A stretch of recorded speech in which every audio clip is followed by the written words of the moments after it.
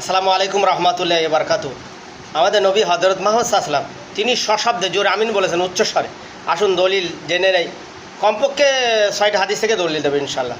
তিরমিজি ইবনে মাজার হাদিস হযরত ওয়াইল ইবনে হুজার রাদিয়াল্লাহু আনহু থেকে বর্ণিত। তিনি বর্ণনা করেন যে নবী করিম সাল্লাল্লাহু আলাইহি ওয়াসাল্লাম নামাজের সূরা ফাতিহা পড়ার পর গায়রিল মাগদুবি আলাইহিম ওয়ালা দাল্লিন পরে এত জোরে আমিন বলতেন যার কণ্ঠস্বর উচ্চ হতো। তিরমিজি ইবনে মাজাহ মিসকাতুল মাসাবি 845 নম্বরের হাদিস, আবু দাউদের 932 নম্বরের হাদিস, তিরমিজি হচ্ছে 248 নম্বরের হাদিস, আর ইবনে মাজাহ হচ্ছে 855 নম্বরের হাদিস, আর দারিমি 1283 নম্বরের হাদিস। ভাই অবশ্যই মনে রাখা উচিত, জোরে আমিন বললে যারা রেগে যায় তারা হলেন ইহুদিরা সশব্দে আমিন বললে রেগে যেত। আর বর্তমানে যারা রেগে যায় তারা হলো ইহুদিদের দালাল। যারা আহলে হাদিস সালাফি তারা ইহুদিদের দালাল নয়, যারা জোরে আমিন বলে রেগে যায় তারা হলো ইহুদিদের দালাল। নবী সাল্লাল্লাহু আলাইহি ওয়াসাল্লাম জোরে আমিন বলেছেন এতগুলো হাদিস।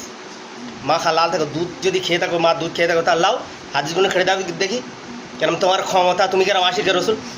হাদিস মানার মাধ্যমে আশিকে রসুল হওয়া লাগবে, বেদাত করে আশিকে রসুল হওয়া লাগবে না।